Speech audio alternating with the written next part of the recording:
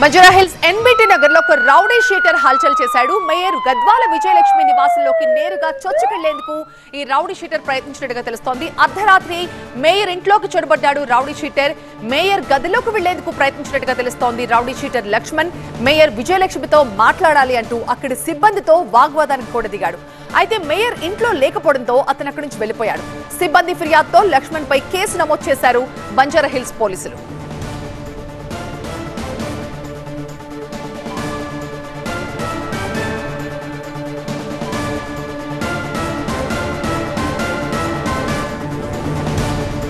మా ప్రతినిధి ప్రణీత లైవ్ లో జాయిన్ అవుతున్నారు మరింత సమాచారం అందించడానికి. ప్రణీత, అసలు ఏం జరిగింది? మేయర్ విజయలక్ష్మి దీని గురించి ఏమైనా స్పందించారా?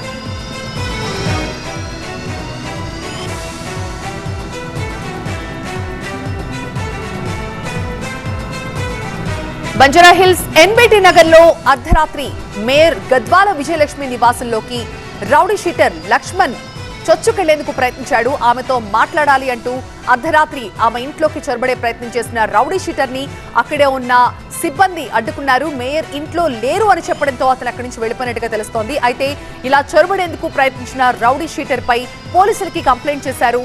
మేయర్ ప్రస్తుతం అతన్ని అదుపులోకి తీసుకున్నట్టుగా తెలుస్తోంది.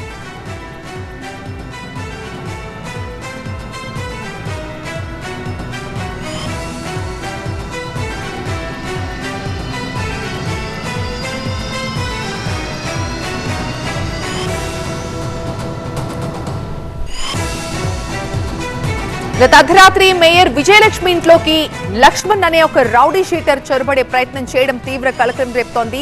నేరుగా మేయర్ ఇంట్లోకి వెళ్లేందుకు అతను ప్రయత్నించాడు. మేయర్ విజయలక్ష్మితో తాను మాట్లాడాలి అంటూ అక్కడున్న సిబ్బందితో వాగ్వాదానికి కూడా దిగినట్టుగా తెలుస్తోంది. అయితే మేయర్ ఇంట్లో లేకపోవడంతో అతను అక్కడి నుంచి వెళ్లిపోయాడు. అయితే సిబ్బందితో ఆ వ్యక్తి దురుసుగా ప్రవర్తించినట్టుగా తెలుస్తోంది. దీంతో సిబ్బంది ఫిర్యాదుతో లక్ష్మణ్ పై కేసు నమోదు చేశారు బంజారా హిల్స్ పోలీసులు.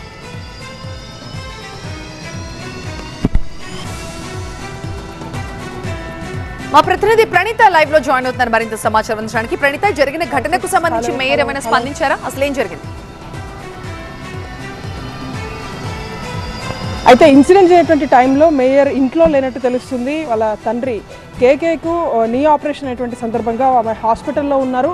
సో ఆ టైంలోనే అగంతకుడు ఈ ఇంట్లోకి చొరబడ్డాడు. ప్రజెంట్ మనం చూసినటువంటి ఇల్లు మేయర్ గద్వాల్ విజయలక్ష్మికి సంబంధించినటువంటి ఇల్లు రోడ్ నెంబర్ 12లో ఉంటుంది.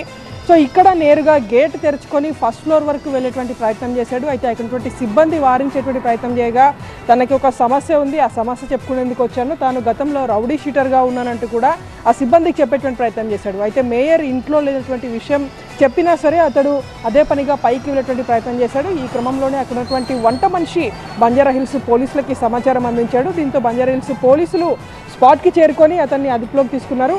అయితే పోలీసుల విచారణలో ఆ రౌడీ షీటర్ యూసఫ్ గూడాకు చెందినటువంటి వ్యక్తిగా పోలీసులు చెప్తున్నారు. లక్ష్మణ్ అనేటువంటి వ్యక్తి. అయితే ఇతడికి ప్రజెంట్ మతిస్థిమితం లేకుండా ఉన్నట్లు పోలీసులు చెప్తున్నారు. అయితే పాత జ్ఞాపకాలు అంటే కొన్ని పార్టీస్లో అతడు తిరిగాడు. సో చొరవతోనే నేరుగా ఇంట్లోకి ప్రవేశించేటటువంటిది పోలీసులు చెప్తున్నారు. కానీ అక్రమంగా ఇంట్లోకి చొరబడ్డాడు కాబట్టి పోలీసులు వీళ్ళ ఫిర్యాదు పైన యాక్షన్ తీసుకున్నారు. సో ప్రజెంట్ లక్ష్మణ్ని పోలీసులు ఇంట్లో ఉన్నటువంటి టైంలోనే అతన్ని అదుపులోకి తీసుకొని ప్రజెంట్ అతన్ని రిమాండ్కి తరలించేటువంటి పరిస్థితి కూడా ఉంది. అయితే పోలీసులు మాత్రం అతడు పూర్తిగా మెంటల్లీ రిటార్డెడ్గా ఉన్నటువంటి అంశాన్ని అయితే పోలీసులు చెప్తున్నారు. రైట్ ప్రణీత.